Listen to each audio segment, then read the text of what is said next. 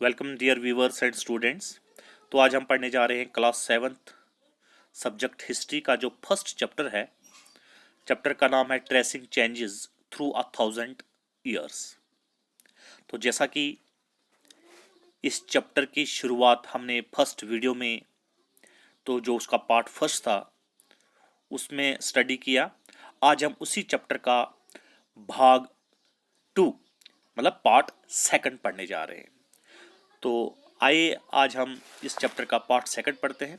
तो part second में आज हम पढ़ने जा रहे हैं हिस्टोरियंस एंड देयर सोर्सेस, कि ये जो हिस्टोरियंस होते हैं ये किस तरीके से रिकॉर्ड इवेंट्स को कलेक्ट करते हैं, ये इंफॉर्मेशन जो डाटा जो पास्ट की होती है उसको किस तरीके से ये इकट्ठा करते हैं, कलेक्ट करते हैं, उनके पास वो कौन कौन सी सोर्सेज होती है। सो हिस्टोरियंस, जैसा कि हमें पता है, sources they use different types of sources to learn about the past. Historians जो है पास्ट को स्टडी करने के लिए अलग अलग प्रकार का जो सोर्सेज होते हैं उनके पास उनका इस्तेमाल करते हैं। वो सोर्सेज कौन से सोर्सेज कब इस्तेमाल करें, it depends upon period of their study and nature of their investigation. ये किसके ऊपर डिपेंड करता है? Periods of their study and nature of their investigation. इसके ऊपर ये डिपेंड करता है कि ये हिस्टोरियंस जो है किस प्रकार का या किस किस्म का जो सोर्सेज हैं उनका इस्तेमाल करते हैं in order to learn about the past, कि पास्ट के बारे में जानने के लिए, पास्ट की इंफॉर्मेशन को हासिल करने के लिए ये अलग अलग प्रकार का सोर्सेज इस्तेमाल करते हैं। ये डिपेंड करता है उनकी इन्वेस्टिगेशन पे और उनकी स्टडी के ऊपर। हम इनकी स्टडी के दौरान क्या पाते हैं कि हमने ये notice some continuity, we may notice some continuity in the sources used by the historians. ये जो हिस्टोरियंस हैं जो ये सोर्सेज का इस्तेमाल करते हैं स्टडी, पास्ट को स्टडी करने के लिए, इसमें कुछ ऐसे सोर्सेज होते हैं जिसको हम कंटिन्यूटी के तौर पर देख रहे हैं। फॉर एग्जाम्पल, जैसे कि they still rely on coins, inscription, architecture and textual records for the information।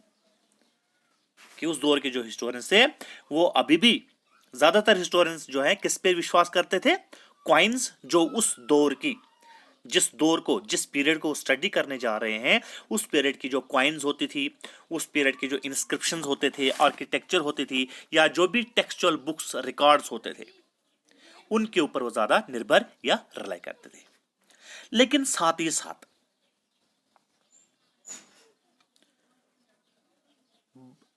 There may be variety of discontinuity, there is also considerable discontinuity भी हमें यहां पर देखने को मिली। जैसे कि number and variety of textual records increase dramatically during this period. इस पीरियड के दौरान अगर हम बात करें कि ये जो हमारे पास जो टेक्सटुअल रिकॉर्ड्स होते थे, किस तरीके से इनके नंबर और वैरायटी में हमें जो है इंक्रीज देखने को मिला। They slowly displace the other types of available information. तो इस पीरियड के दौरान अगर हम देखा जाए, खास तौर पर through this period paper gradually became cheaper and more widely available. इस पीरियड के दौरान की जो खास बात थी कि ये जो पेपर होता था जिसके ऊपर हम रिटर्न रिकॉर्ड्स, नोट वगैरह करते थे, ये काफी चीपर था और आसानी से हर जगह जो है अवेलेबल होता था। तो इस पेपर का जो है इस्तेमाल किया जाता था उस दौरान, जो कि हम नेक्स्ट पेज में पढ़ेंगे। ये आ गया यहां पर कि जो पेपर होता था इसका इस्तेमाल कहां कहां पर होता था। The people used it to write holy text books, chronicles of rulers, letters and teaching of science। तो उस वक्त जो पेपर का इस्तेमाल होता था, हॉली टेक्स्ट को लिखने के लिए इस्तेमाल किया जाता था, क्रॉनिकल्स ऑफ रूलर्स, लेटर्स लिखने के लिए इस्तेमाल किया जाता था, या फिर जो बड़े साइंस वगैरह होते थे उनकी टीचिंग्स को लिखा जाने के लिए इसका इस्तेमाल किया जाता था। मानोस्क्रिप्ट्स, जैसे कि आपको पता है मानोस्क्रिप्ट जो होता है, मानोस्क्रिप्ट हम किसको बोलते हैं? ए बुक और डॉक्यूमेंट रिटन बाय हैंड। कोई भी बुक या कोई भी डॉक्यूमेंट जिसको हाथ से लिखा जाता है उसको मानोस्क्रिप्ट कहा जाता है। तो manuscripts were collected by wealthy people. उस दौरान में जो मानोस्क्रिप्ट्स होते थे वो किसके पास होते थे? या wealthy people, rulers, temples, monasteries, इनके पास जो है मानोस्क्रिप्ट्स अवेलेबल होते थे। और ये मानोस्क्रिप्ट्स होते थे, these manuscripts were placed in libraries and archives. और ये जो मानोस्क्रिप्ट्स होते थे, ये जो डॉक्यूमेंट्स होते थे, इनको कहां पर जाता था? बड़ी बड़ी लाइब्रेरीज में रखा जाता था या फिर आर्चीव्स में रखा जाता था। अब ये वर्ड आया आपके सामने आर्चीव्स। ये आर्चीव्स क्या है? तो यहां पर इसकी थोड़ा व्याख्या की गई है। A place where documents and manuscripts are stored. वो जगह जहां पर मानोस्क्रिप्ट्स या कोई भी डॉक्यूमेंट को स्टोर रखा जाता है, उस जगह को हम आर्चीव्स कहते हैं। These manuscripts and documents provide lot of detailed information. तो ये जो manuscripts होते थे या ये जो documents होते थे, ये हमें काफी हेल्प करते थे in order to provide the information about the past. Past के बारे में जो है हमें ये काफी इंफॉर्मेशन देते थे और हमारे लिए या हिस्टोरियंस के लिए काफी हेल्पफुल होते हैं। इस दौरान की अगर हम बात करें, there was no printing press those days. उस दौरान कोई भी प्रिंटिंग प्रेस नहीं होता था। तो as a result we can notice that so scribes copied manuscripts by hand. तो उस वक्त जो स्क्राइब्स होते थे वो इन मैन्युस्क्रिप्ट्स को क्या करते थे? कॉपी करते थे, मतलब उनकी नकल उतारते थे अपने डॉक्यूमेंट्स में। स्क्राइब्स क्या हुआ? स्क्राइब्स हुआ a person who copies document. वो लोग जो डॉक्यूमेंट्स की नकल उतार के अपनी कॉपी में उतारे थे। तो इस तरीके से जो भी पुराने जो स्क्राइब्स या हिस्टोरियंस होते थे, ये पुराने जो उनके पास जो भी डाटा होता था, जो भी मॉन्यूमेंट्स होते थे, उनकी नकल करते थे और अपनी स्क्राइब्स, बुक्स या डॉक्यूमेंट्स में उतारते थे। तो इसका नतीजा क्या होता था कि जब भी वो एक मैन्युस्क्रिप्ट की नकल करके अपने डॉक्यूमेंट्स में उतारते थे, उसमें कहीं ना कहीं कुछ ना कुछ डिफरेंस हमें देखने को मिलता था। जैसे scribes copied manuscripts, they also introduced small changes. छोटे छोटे चेंजेस, जैसे a word here, a sentence there. कोई वर्ड जो है जिसका मैन्युस्क्रिप्ट में कहीं पर इस्तेमाल किया गया है, लेकिन उसके बाद जो स्क्राइब्स थे जिन्होंने अपने डॉक्यूमेंट्स में उसको इस्तेमाल किया गया, वहां पर जो है वो वर्ड आगे पीछे या वो सेंटेंस कहीं आगे पीछे उसकी व्याख्या की गई। Now let us move towards the page number 3।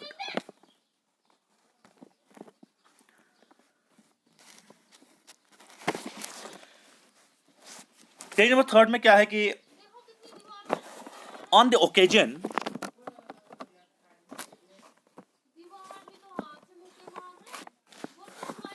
यहां पर है,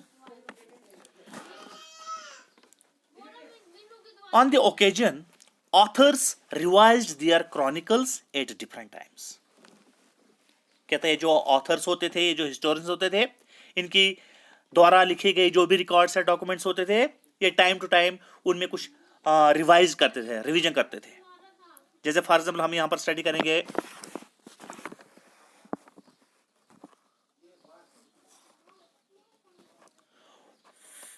14th सेंचुरी क्रॉनिकलर, यहां पर है one of the chronicle, the 14th century chronicle, Ziauddin Barani. क्या नाम था? Ziauddin Barani. Wrote his chronicle first in 1356। तो इसने अपनी पहली क्रॉनिकल जो है कब लिखी? 1356, या फिर हम ये कह सकते हैं कि 14th सेंचुरी में। And the another version 2 years later. और इसी क्रॉनिकल का जो दूसरा वर्जन लिखा, ये 2 साल के बाद लिखा। The two different from each other, but historians did not know about the existence of the first version until 1960. ये दोनों के दोनों वर्जन जो जियाउद्दीन बरानी ने 1356 ईस्वी में लिखे, और इन दोनों वर्जन्स के बीच में कितना फर्क था? 2 साल का। लेकिन 1960 तक ये जो हिस्टोरियन से इनको ये पता नहीं चला कि इसका पहला वर्जन जो है कब लिखा गया था।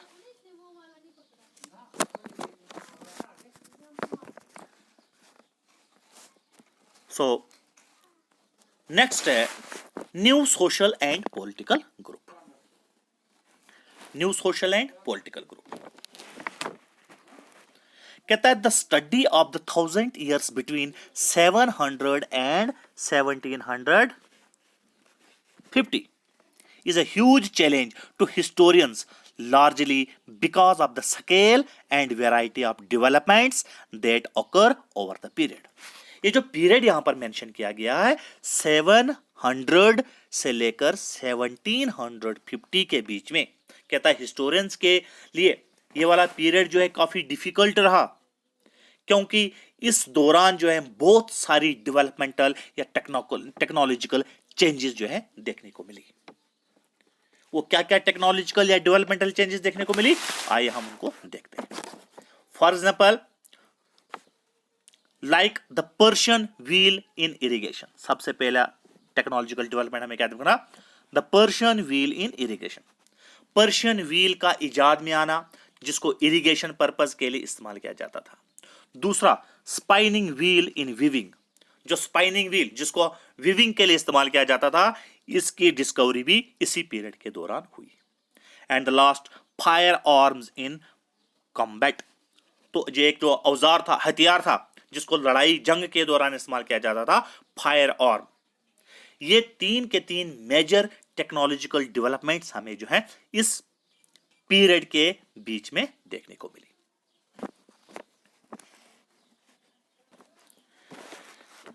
और क्या चेंजेस या और क्या डेवलपमेंट हमें इस दौरान देखने को मिली, new foods and beverages arrived, जैसे कि potato, corn, chillies, tea and coffee. ये तमाम के तमाम चेंजेस जो हैं हमें इस दौरान देखने को मिली। This was a period of economic, political, social and cultural changes. तो ये वो पीरियड था जिस पीरियड के दौरान जो है इकोनॉमिकल चेंजेस देखने को मिली, पॉलिटिकल चेंजेस देखने को मिली, सोशल एंड कल्चरल चेंजेस या डेवलपमेंट हमें देखने को मिली। This was also a period of mobility. इस पीरियड को अ पीरियड ऑफ मोबिलिटी भी कहा जाता है। मोबिलिटी मींस कि इस पीरियड के दौरान हमें जो लोगों की जो मूवमेंट थी from one place to another, वो काफी ज्यादा देखने को मिली।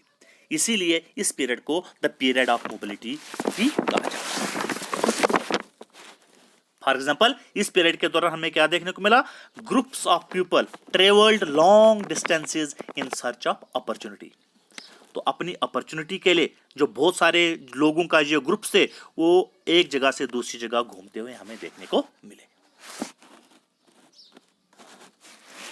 One group of people who become important were the Rajput. तो इस पीरियड के दौरान एक ऐसा ग्रुप जो कि काफी ज्यादा महत्व रखता था, काफी ज्यादा डोमिनेंस हमें उसकी देखने को मिली या इंपॉर्टेंस देखने को मिली, वो कौन थे, Rajputs. They were the Rajputs. Between the 8th century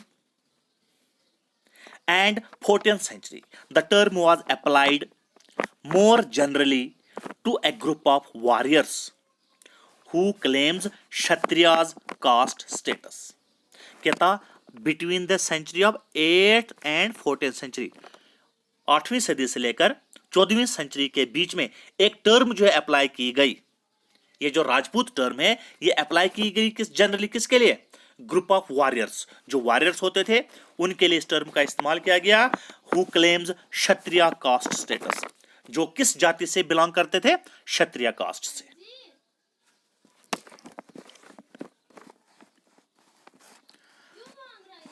so next, ये जो टर्म थी राजपूत के बारे में हम जो बात कर रहे हैं, this term includes ruler, chieftains, soldiers and commanders. इस टर्म में वो कौन कौन से लोग आते थे, इस टर्म में जो आते थे, रूलर्स आते थे, चीफ्टन्स आते थे, सोल्जर्स आते थे and commanders who served in the armies of different monarchs all over the subcontinent. इस सब कंटिनेंट के अंदर ये जो रूलर्स आते थे, ये जो चीफ्टन्स आते थे, सोल्जर्स आते थे, जो कमांडर्स आते थे, जो इन आर्मी में काम करते थे, ये सब के सब जो है राजपूत टर्म जो है इनके लिए इस्तेमाल किया जाता था। इसके अलावा जो other section of the society या दूसरा भाग जो समाज का था, पीपल सच जैसे मराठास, सिख, जाट, ओहोम्स एंड कायस्था, ये कौन सी जाति से बिलोंग करते थे? स्क्राइब्स। अभी मैंने आपको बताया कि स्क्राइब्स होते थे वो लोग जो डॉक्यूमेंट्स की कॉपी करते थे, मैन्युस्क्रिप्ट्स की कॉपी करते थे और एक नया डॉक्यूमेंट तैयार करते थे। इनका एक अलग सा पार्ट था समाज में, एक अलग सा ग्रुप जो है उभर के आया था इस पीरियड के दौरान। Throughout this period there was a gradual clearing of forest and extension of agriculture. इस पूरे के पूरे पीरियड के दौरान हमें क्या देखने को मिला? The gradual clearing of forest. आहिस्ता आहिस्ता फॉरेस्ट की कटाई की जाने लगी and we can see the extension of agriculture. और एग्रीकल्चर जो खेती बाड़ी है उसको बढ़ावा हमें देखने को मिला।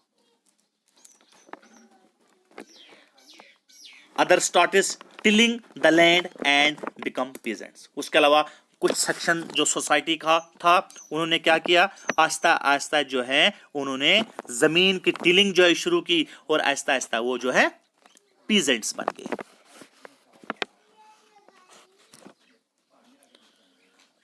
Now gradually they became part of large complex societies and were required to pay taxes and offers goods and services to the local lords। Aahista Aahista ये जो पीजेंट कैटेगरी में जो लोग आते थे, आहिस्ता आहिस्ता ये उस समाज के बड़ा हिस्सा था उसका एक हिस्सा बन गए।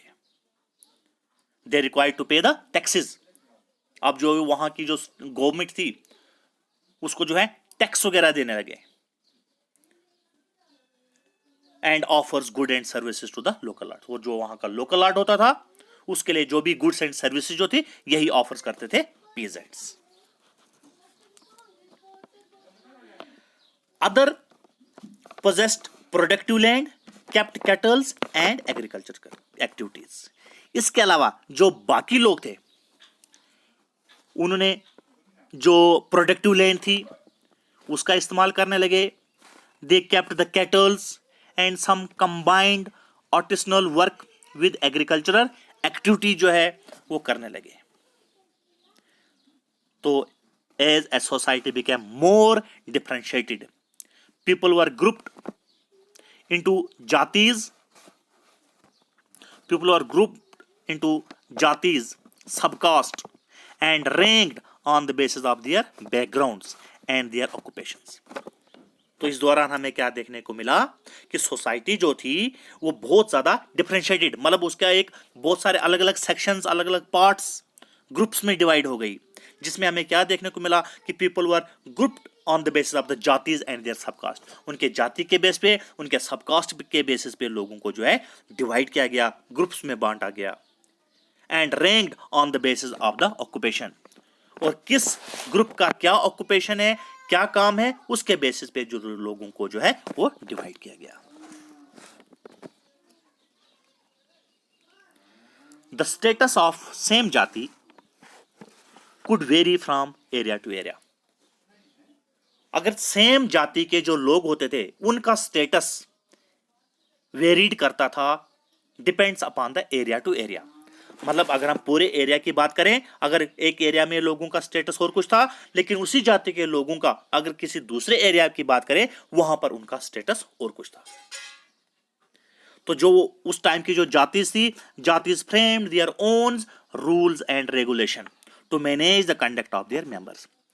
तो जो लोकल जाति थी वो अपने जो मेंबर्स थे, जो उस कास्ट में बिलोंग करते थे, जो उस जाति में बिलोंग करते थे, उनको ऊपर रूल्स एंड रेगुलेशन के लिए उन्होंने एक अपना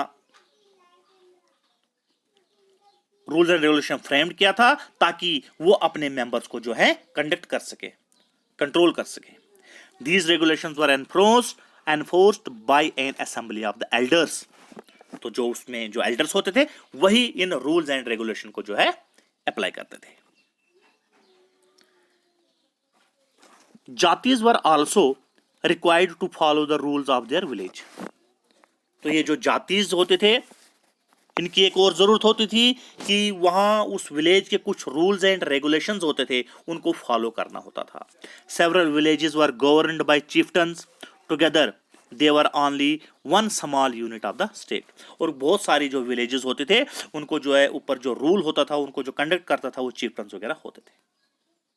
तो इस तरीके से हमने क्या देखा कि इस पीरियड के दौरान जो सोसाइटी थी वो बहुत सारे सेक्शंस में, बहुत सारे पार्ट्स में उसको ग्रुप्ड किया गया था, डिफरेंशिएट किया गया था on the basis of the caste, on the basis of the subcaste, on the basis of the jatis, on the basis of the development, on the basis of the skills, on the basis of the occupation वगैरह।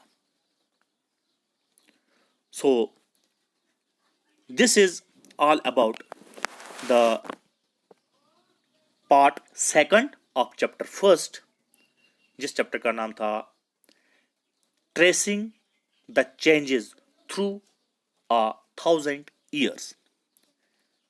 सो अब हम इस chapter का अगला भाग जो है, अगला पार्ट जो है नेक्स्ट वीडियो में उसको अच्छे से स्टडी करेंगे, पार्ट थर्ड में।